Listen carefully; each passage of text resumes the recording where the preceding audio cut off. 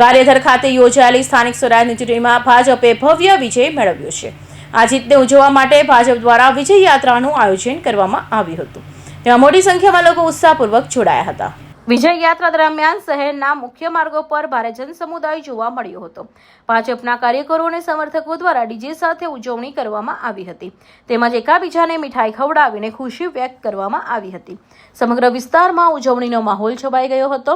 પાર્ટીના સ્થાનિક નેતાઓએ જીતનો જનતાને વિશ્વાસ ગણાવ્યો અને વિકાસના કાર્યોને આગળ વધારવાની પ્રતિબદ્ધતા વ્યક્ત કરી હતી।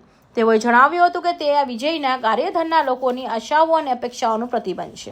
આ વિજય યાત્રા શહેરમાં ઉત્સાહ અને રાજકીય ચેતનાને વધુ મજબૂત બનાવીને તે જોવા મળી હતી।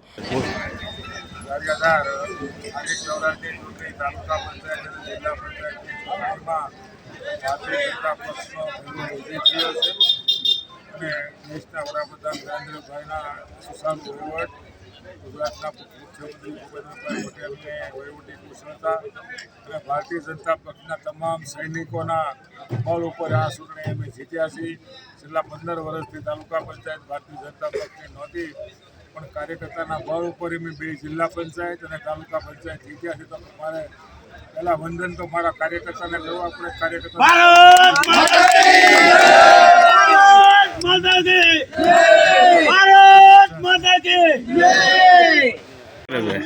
આજે ગારિયાધાર તાલુકા પંચાયત જિલ્લા પંચાયત બંને જિલ્લા પંચાયત તેમજ તાલુકા પંચાયતની 11 તાલુકા પંચાયતની સીટ આવેલ છે અને અમારા નરેન્દ્રભાઈ મોદી સાહેબના નિયમથી અને ગુજરાત સરકારના ભૂપેન્દ્રભાઈ પટેલના કુશળ વહીવટથી અમારી સરકાર 15 વર્ષથી તાલુકા પંચાયતમાં છેલ્લા 15 વર્ષથી નહોતી અને આજે જંગી બહુમતીથી બેસાડી છે અને જીત્યા છે। અને કાર્યકર્તાના જોરથી આ 44 ડિગ્રીના તાપમાનમાં આવા તાપમાનની અંદર અમારા કાર્યકર્તાએ જોરથી કામ કરેલ, એનો ખૂબ ખૂબ આભાર।